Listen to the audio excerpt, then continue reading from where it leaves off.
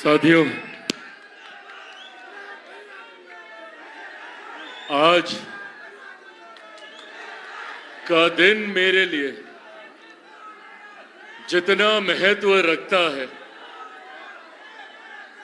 उसके महत्व में आज और ज्यादा वृद्धि हुई है, क्योंकि आज का दिन मेरे लिए, मेरी परिवार के लिए, मेरी पार्टी के लिए जितना महत्वपूर्ण दिन है। और आज का ये दिन मैं मेरे नेता, मेरे पिता आदरणीय रामविलास पासवान जी की यादों को संजोते हुए आज आप सबके साथ मुझे ये दिन बिताने का मौका मिला है। ये मेरे लिए हर्ष की बात है, ये मेरे लिए गर्व की बात है। साथियों, यकीनन आज का दिन जहां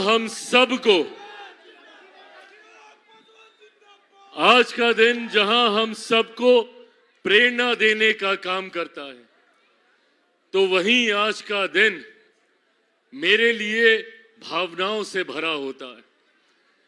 कई ऐसी यादें मेरे नेता, मेरे पिता आदरणीय रामविलास पासवान जी की जो मेरे जहन में कौंधती हैं। बचपन में उनके साथ बिताए गए पल, उनका मुझे स्कूल लेकर जाना, जब राजनीति में आया तो उंगली पकड़कर मेरा मार्गदर्शन करना, ना जाने अनगिनत घर परिवार के साथ बिताई उनकी बातें, उनकी यादें ना सिर्फ जहन में कौंधती हैं बल्कि प्रेरित करती हैं कि जिन सपनों को वो अधूरा छोड़कर गए, उनका खून होने के नाते, उनका अंश होने के नाते ये बड़ी जिम्मेदारी मेरे कंधों पर है, ये बड़ी जवाबदेही मेरे कंधों पर है कि मैं उनके हर एक अधूरे सपने को पूरा करूं। पर मैं ये भी जानता हूं कि इस कार्य को मैं कतई अकेला नहीं निभा सकता। उनके इस सपनों को पूरा करने के लिए मुझे कदम कदम पर आप सबके साथ की, आप सबके प्यार की जरूरत पड़ेगी। और आज यही प्यार, यही साथ, यही आशीर्वाद मांगने आज यहां आप लोगों के बीच आया हूं। मेरे नेता का एक अटूट रिश्ता उत्तर प्रदेश की जनता के साथ रहा। उन्होंने हर समय यह प्रयास किया कि पार्टी के संगठन के माध्यम से कैसे आप लोगों के बीच अपनी पहुंच का विस्तार किया जा सके, कैसे आप सबके सुख दुख का भागीदारी बना जा सके, कैसे आप सबके हर महत्वपूर्ण लम्हे में मजबूती के साथ आपके साथ खड़ा रहा जा सके। उनसे जितना बन पाया उन्होंने करने का प्रयास किया। पर मैं जानता हूं कि उनके इस सपने को पूरा करने के लिए अभी एक लंबा सफर हम लोगों को तय करना बाकी है। और आज उसी सोच के साथ मेरे जीवन के सबसे महत्वपूर्ण दिन पर, मेरे नेता के जन्म दिवस पर आज यहां आप सबके बीच आप सबका आशीर्वाद लेने आया हूं, ताकि मैं आपके आशीर्वाद से मेरे नेता आदरणीय रामविलास पासवान जी के ना सिर्फ अधूरे सपनों को पूरा कर सकूं, बल्कि एक ऐसे समाज का निर्माण की हम लोग शुरुआत कर सके जिसकी कल्पना मेरे नेता ने की थी, जहां पर हर किसी को एक समान भागीदारी का मौका मिले, एक समान सम्मान मिले, एक समान अवसर मिले आगे बढ़ने का। आज उस समाज के निर्माण की सोच के साथ मेरे नेता के जयंती दिवस पर उनके विचारों, उनके सिद्धांतों को आगे लेकर चलने के संकल्प के साथ आया हूं। साथियों, रामविलास पासवान एक व्यक्ति का नाम नहीं था। हर वो व्यक्ति जिसने मेरे नेता को जाना, उन्हें करीब से समझा, उनके विचारों को पहचाना, वो व्यक्ति मानेगा कि रामविलास पासवान जी का पूरा जीवन विचारों से भरा हुआ था, सिद्धांतों से भरा हुआ था। उन्होंने कभी अपने विचारों, अपने सिद्धांतों से उन्होंने कभी कोई समझौता नहीं किया। एक ऐसे व्यक्ति जिन्होंने देश में 6 प्रधानमंत्री के साथ जिनको काम करने का सौभाग्य मिला, जो 9 बार जीतकर भारत के संसद में जिन्होंने पहुंचने का काम किया, जिन्होंने 2 बार राज्यसभा जाने का काम किया और जिनका नाम आज Guinness book of world record में दर्ज इसलिए है क्योंकि सबसे ज्यादा मार्जिन से उन्होंने जीत हासिल करने का काम किया। यह कहने सुनने में आसान लगता होगा,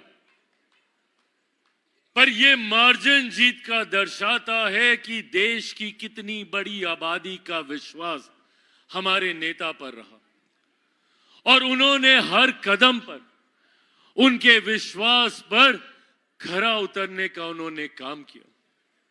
मेरे नेता के जीवन को अगर कोई देखे तो समझेगा कि समाज के हर वर्ग के लिए उन्होंने संघर्ष करने का काम किया, हर वर्ग की आवाज बनने का काम किया।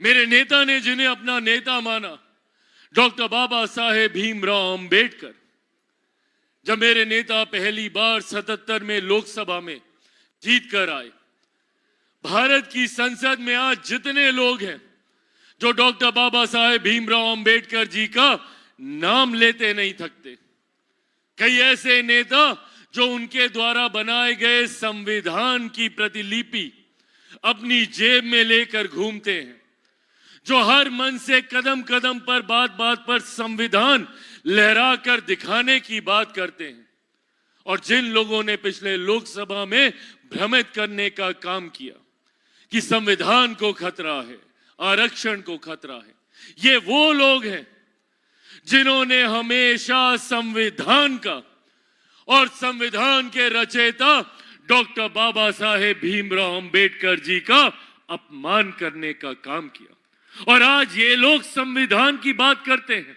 ये लोग बाबा साहेब की बात करते हैं। मैं कांग्रेस और उनके सहयोगी दल का जिक्र कर रहा हूं, जिनको आज बाबा साहेब का नाम याद आता है, जिनको आज संविधान की चिंता होती है, तो पूछिए इनसे कि क्यों नहीं बाबा साहेब की एक तस्वीर, उनकी एक प्रतिमा भारत की संसद में आजादी के लगभग 3.5 दशक के बाद भी इन लोगों ने लगाना जरूरी नहीं समझा। 77 में जब मेरे नेता जीत कर गए, उन्हें इस बात का आश्चर्य होता था, ताज्जुब होता था कि जिन बाबा साहब के बनाए गए संविधान के आधार पर हमारी संसद चलती है, उस संसद में बाबा साहेब की एक प्रतिमा तक आजादी के इतने वर्षों के बाद इन लोगों ने लगाना जरूरी नहीं समझा। बल्कि एक ही दल नहीं, एक ही परिवार के 3 नेताओं की तस्वीरें वहां के सेंट्रल हॉल में लगाने का इन लोगों ने काम किया। और ये लोग बात करेंगे बाबा साहेब को सम्मान देने की।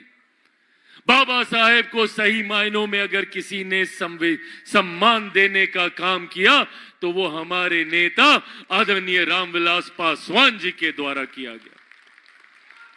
89 में वीपी सिंह जी की सरकार में जब वो पहली बार श्रम एवं कल्याण मंत्री बने, तो उन्होंने सबसे पहला काम किया कि उन्होंने संसद के सेंट्रल हॉल में सबसे महत्वपूर्ण जगह पर डॉक्टर बाबा साहेब भीमराव अंबेडकर जी का तैल चित्र लगवाने का काम किया। आज जब हम लोग गर्व से बोलते हैं भारत रत्न डॉक्टर बाबा साहेब भीमराव अंबेडकर, उनको भारत रत्न की उपाधि से सम्मानित करने का काम हमारे नेता आदरणीय रामविलास पासवान जी के द्वारा किया गया। उनके जन्म दिवस पर छुट्टी की घोषणा हमारे नेता के द्वारा की गई। और आज ये कांग्रेस, सपा, इनके सहयोगी दल, ये लोग बात करते हैं संविधान की, ये लोग बात करते हैं बाबा साहेब के सम्मान की, जिन्होंने कदम कदम पर बाबा साहेब को अपमानित करने का काम किया, निरंतरता में उनको चुनाव हरवाने का काम किया। ये वो लोग हैं जिन्होंने कभी समाज के किसी भी गरीब वर्ग से आने वाले व्यक्ति को सम्मान देने का काम नहीं किया। वहीं दूसरी तरफ हमारे नेता ने अगड़ी जाति हो, पिछड़ी जाति हो, किसी भी वर्ग से आने वाले, किसी भी धर्म से आने वाले, किसी भी समुदाय से आने वाले व्यक्ति को मुख्य धारा के साथ जोड़ने के लिए अपना पूरा जीवन उन्होंने व्यतीत करने का काम किया। पिछड़े वर्ग को सम्मान देने के लिए मंडल कमीशन लागू करवाने का काम किया, नौ बुद्धों को आरक्षण देने का उन्होंने काम किया, और तो और ऊंची जाति से जो गरीब लोग आते हैं उनको मुख्य धारा के साथ जोड़ने के लिए आरक्षण की मांग अगर सबसे पहले किसी के द्वारा की गई तो वो भी हमारे नेता आदरणीय रामविलास पासवान जी थे।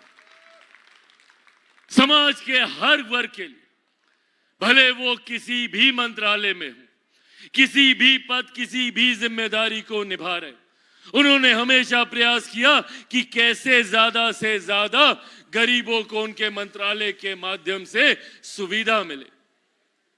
जिस जिस मंत्रालय की जिम्मेदारी, आज आप चले जाइए पूरे मध्य भारत के आसपास, जब आप लोग रेल से यात्रा करेंगे और अगर उन कर्मचारियों को पता होगा कि आप लोग जनशक्ति पार्टी रामविलास से जुड़े हुए हैं, तो अधिकांश कर्मचारी उस रेल विभाग के आपके पास आएंगे और आकर आपका धन्यवाद करेंगे, कहेंगे कि आपके नेता आदरणीय रामविलास पासवान जी की वजह से आज मेरे घर में चूल्हा जल रहा है, आज मेरे घर में रोटी बन रही है। रेल मंत्रालय से लेकर दूरसंचार मंत्रालय तक आज मेरे जितने साथी हाथ में मोबाइल फोन पकड़कर तस्वीरें खींच रहे हैं, वीडियो बना रहे हैं, ये मोबाइल फोन एक समय में सिर्फ अमीरों की जागीर मानी जाती थी।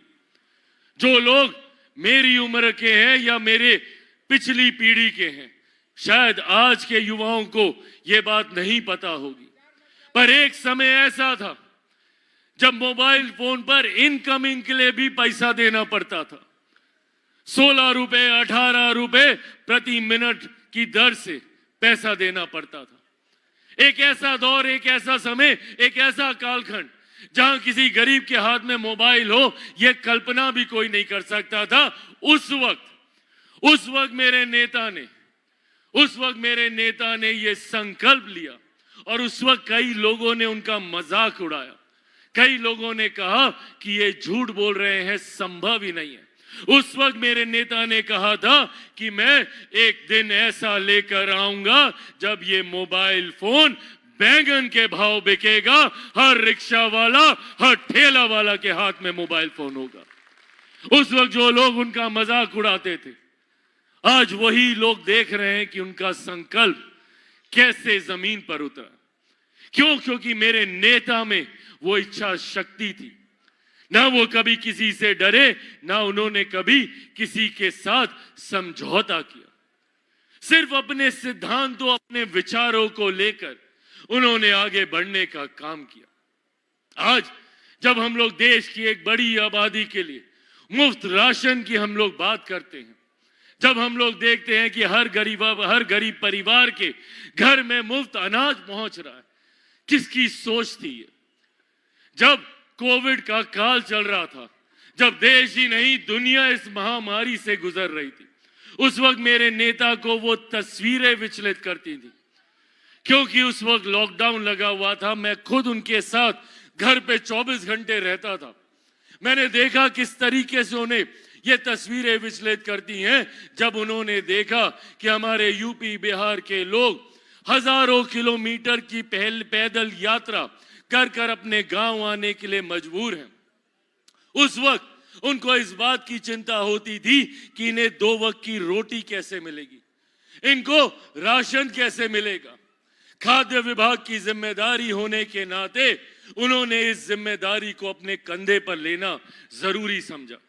निरंतरता में प्रधानमंत्री आदरणीय नरेंद्र मोदी जी से संवाद साधकर उन्होंने सुनिश्चित किया कि एक ऐसी योजना का निर्माण किया जाए जो ऐसे महामारी के समय में कम से कम 2 वक्त की रोटी राशन की जिम्मेदारी पूरी करे, हर गरीब परिवार को राशन मिले। और आज ये उनकी देन है, ये उनकी सोच है कि आज उनके जाने के लगभग 6 साल के बाद भी उनके द्वारा बनाई गई योजना प्रधानमंत्री गरीब जन कल्याण योजना के तहत देश में 80 करोड़ लोगों को मुफ्त में अनाज दिया जा रहा है। ये देन, ये सोच हमारे नेता आदरणीय रामविलास पासवान जी की रही। साथियों, ये तमाम बातें आज आप सबके साथ साझा सिर्फ इस लक्ष्य, इस उद्देश्य के साथ कर रहा हूं ताकि हम लोगों के माध्यम से ये बातें घर घर तक पहुंचना जरूरी है। लोगों को ये जानना जरूरी है कि हम जिन नेता के आदर्शों पे चलने की बात करते हैं उन नेता के विचार क्या थे। आज की युवा पीढ़ी को जानना जरूरी है कि एक ऐसा नेता जिन्होंने समावेश की सोच रखी, जो जात पात धर्म मजहब से उठकर हर उस गरीब व्यक्ति को मुख्य धारा के साथ जोड़ने की सोच रखते थे, जिनके पास आजादी के 70 साल के बाद भी पहनने के लिए कपड़ा नहीं, रहने के लिए घर नहीं और खाने के लिए रोटी नहीं है, उनको साथ लेकर चलने की सोच मेरे नेता की रही।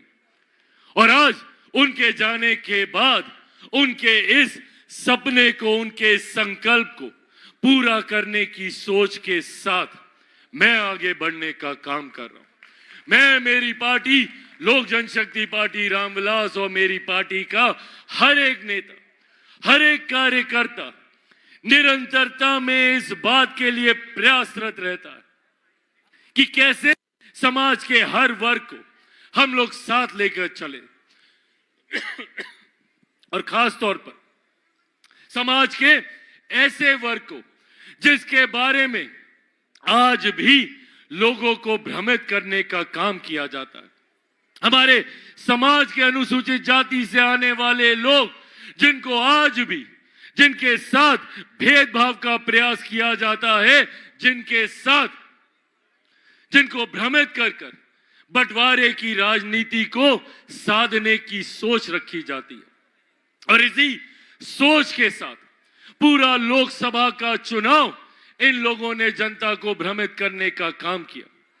बिहार में इस जिम्मेदारी को मजबूती से निभाते हुए मैंने प्रयास किया कि ये भ्रम हम लोगों के बीच ना फैले।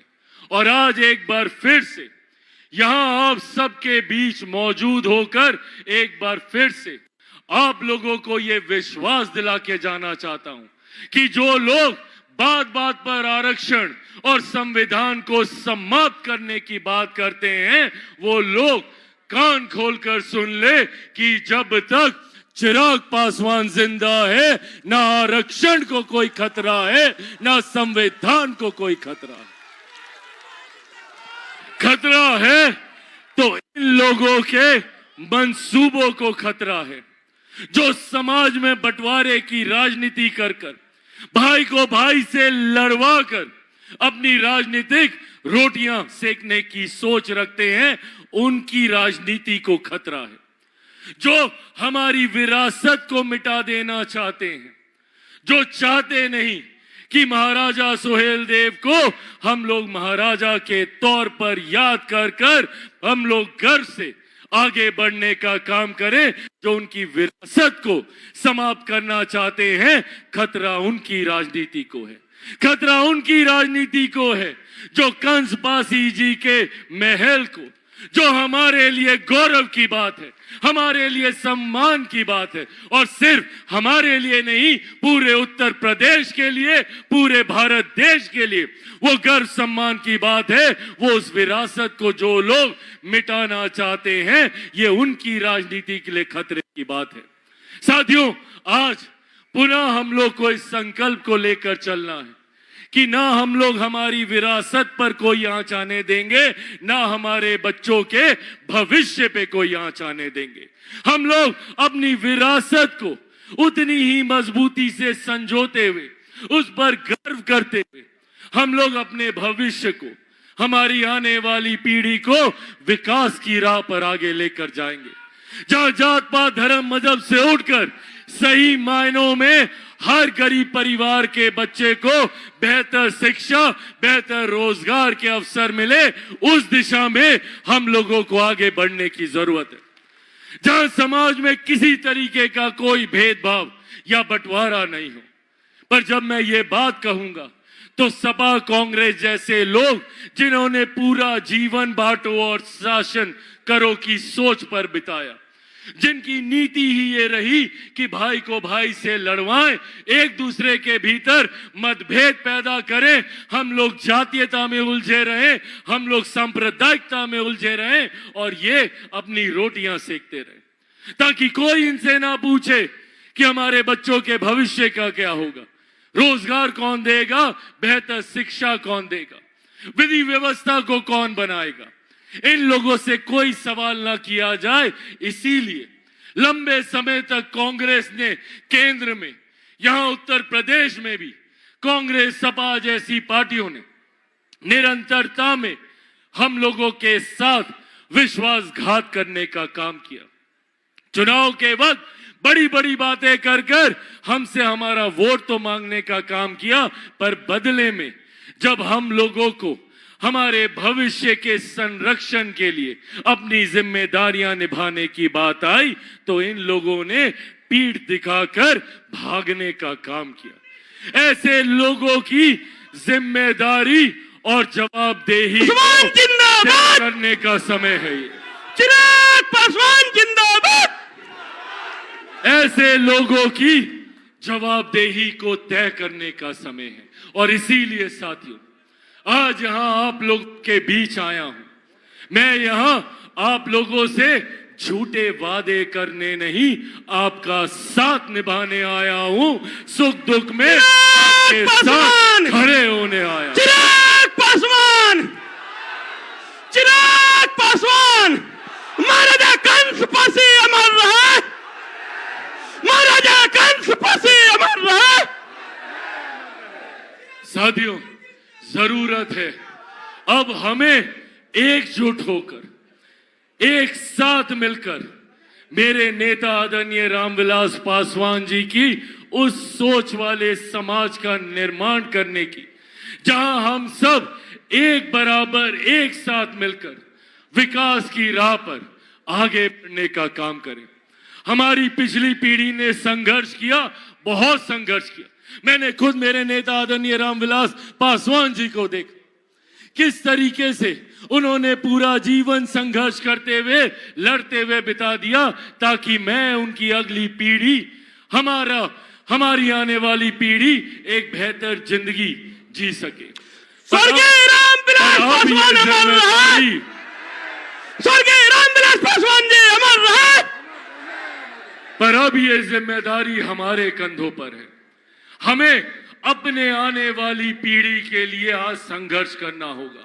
हमें अपनी नींद खोनी होगी, हमें अपना आराम खोना होगा, ताकि हम हमारी आने वाली पीढ़ी को एक ऐसा उत्तर प्रदेश, एक ऐसा भारत देके जा सके जहां पे जात पात धर्म मजहब से उठकर हर किसी को बराबरी का अवसर मिले, हर किसी को बराबरी का मौका मिले। उसके लिए हमें आज जागना होगा। और यही आह्वान करने आया कि जिस सोच के साथ मैं निकला हूं, अकेला चिराग पासवान उस लक्ष्य को पूरा नहीं कर सकता। मुझे जरूरत है आप सबके साथ की, आप सबके सहयोग की। देंगे मेरा साथ? ऐसे नहीं, हर एक व्यक्ति को खुद चिराग पासवान बनकर गांव-गांव जाना होगा, घर घर जाना होगा और विकास की सोच को हर व्यक्ति के मन में डालना होगा। उसके लिए आपको खुद चिराग पासवान बनना होगा। बनेंगे चिराग पासवान? ऐसे नहीं, दोनों हाथ उठाकर वादा कीजिए, बनेंगे चिराग पासवान। बनेंगे चिराग पासवान, बनेंगे चिराग पासवान, बनेंगे चिराग पासवान। साथियों, बस ये मेरा साथ दीजिए, बदले में आपके बच्चों के विकसित भविष्य की जिम्मेदारी मैं अपने कंधों पर लेकर चलूंगा। ये वादा आप लोगों से करके जाता हूं। एक बार चिराग पासवान जिंदाबाद, चिराग पासवान जिंदाबाद, जिंदाबाद जिंदाबाद। साथियों, एक बार फिर मैं आप सबका यहाँ पे हृदय की गहराइयों से आभार प्रकट करता हूं कि आप सब ने इतनी ताकत, इतनी ऊर्जा और इतने प्यार से मेरे नेता, मेरे पिता आदरणीय रामविलास पासवान जी के जयंती दिवस को मेरे लिए, मेरे परिवार के लिए और ज्यादा खूबसूरत और ज्यादा महत्वपूर्ण बनाया। मैं हृदय की गहराइयों से आप सबका आभार प्रकट करता हूं, पर साथ ही में मैं हमारे उत्तर प्रदेश के हमारे प्रभारी, जमुई से हमारे सांसद आदरणीय अरुण भारती जी का भी विशेष तौर पे धन्यवाद करता हूं कि उन्होंने इस कार्यक्रम को इतनी सफलता पूर्वक आयोजित करने का काम किया।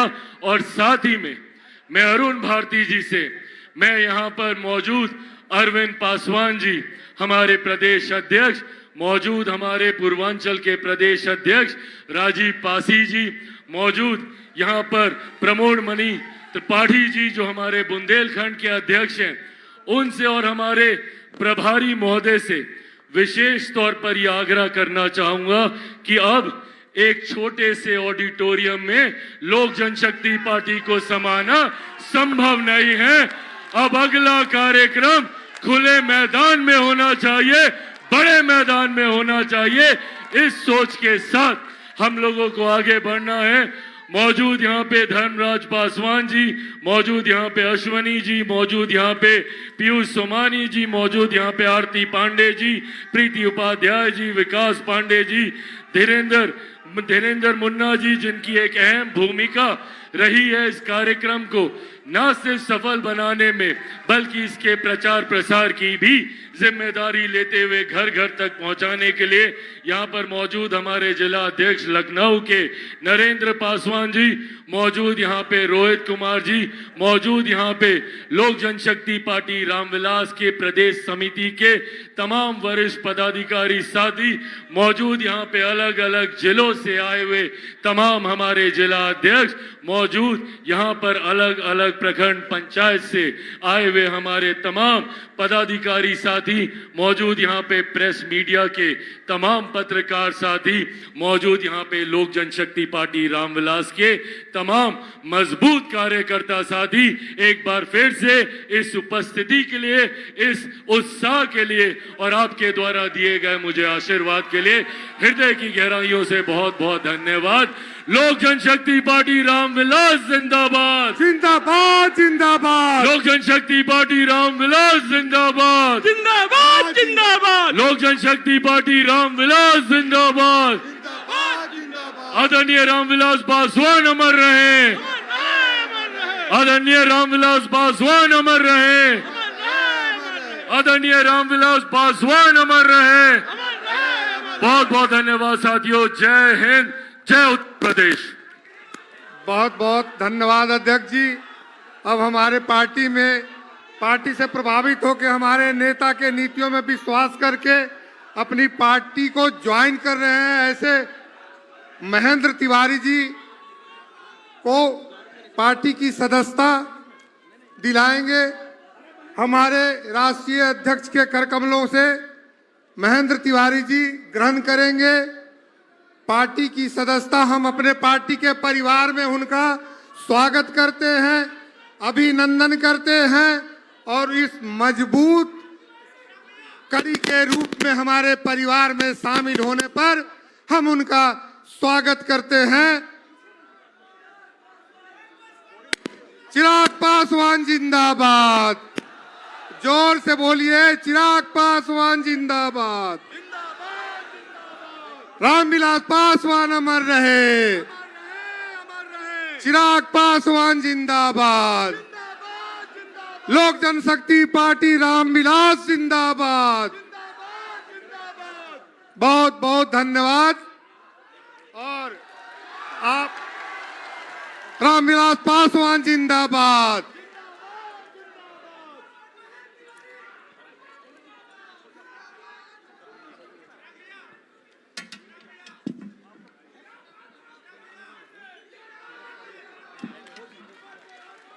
एक बार स्वागत करिए, अपने परिवार में नए सदस्य के रूप में आए हैं।